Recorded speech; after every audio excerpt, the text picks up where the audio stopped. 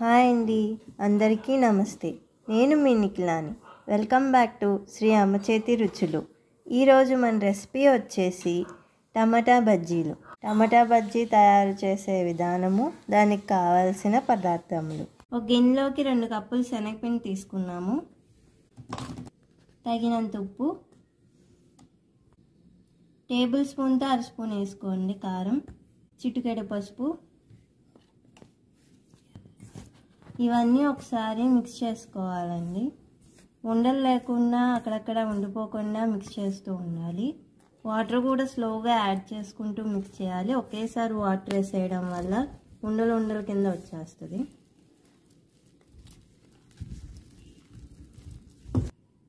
అన్నీ ఇలా ఉండలేని లేకుండా వాటర్ కూడా ఎంత కావాలో అంతే వేసుకొని ఇలా థిక్గా కలుపుకోవాలండి పిండిని. ముందుగా కళాయి తీసుకుని దాంట్లో డీప్ ఫ్రైకి సరిపడ్డ ఆయిల్ వేసుకోవాలి. గ్యాస్ కూడా మీడియం ఫ్లేమ్లో పెట్టుకోవాలి. ఈరోజు మన రెసిపీ వచ్చేసి టమాటా బజ్జీ అండి. మామూలుగా బయట స్ట్రీట్ స్టైల్లో అయితే టమాటా మొత్తాన్ని వేసేస్తారు, కానీ మనం స్లైసెస్ కింద కట్ చేసుకుని ఈరోజు టమాటా బజ్జీ వేసుకుంటున్నాము. ఇలా అయితే చాలా బాగుంటుంది, టేస్టీగా ఉంటుందని మేము ట్రై చేస్తున్నాము. టమాటాని ఇలా స్లైసెస్ కింద సమానంగా కట్ చేసుకుని పక్కన పెట్టుకోండి.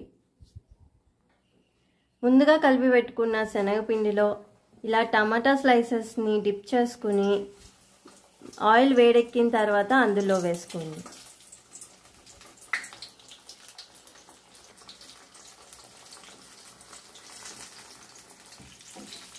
ఇలా టమాటా బజ్జీని మీడియం ఫ్లేమ్లో పెట్టుకుని వేయించుకోవాలి.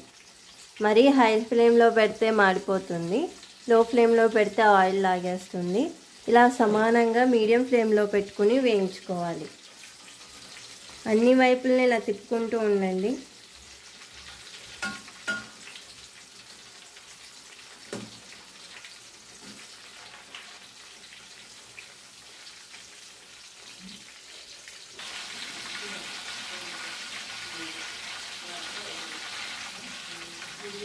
ఇలా అన్ని వైపులా వేగేలా చూసుకోవాలి.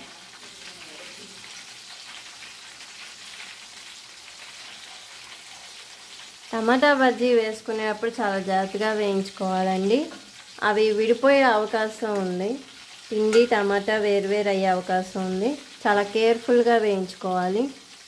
ఇలా గోల్డెన్ కలర్లో వేగిన తర్వాత ఆయిల్ వాడనిచ్చి ప్లేట్లోకి తీసేసుకోండి.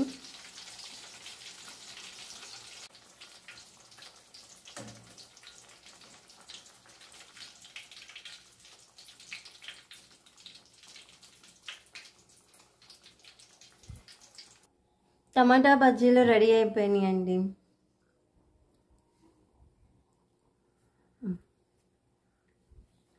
మనం దీంట్లోకి టమాటా సాస్ కూడా వేసుకొని తినొచ్చు. అలాగే కారంగా కావాలనుకుంటే కారపొడిలో కూడా నంచుకొని తినొచ్చు. ఏ చట్నీలో అయినా నంచుకొని తింటే చాలా టేస్టీగా ఉంటుందండి. ఈ బజ్జీలు కూడా చాలా క్రిస్పీగా వస్తాయి అండ్ టేస్టీగా కూడా ఉంటాయి. ఒకసారి మీరు కూడా ట్రై చేసి నాకు కామెంట్ రూపంలో తెలియచేయండి.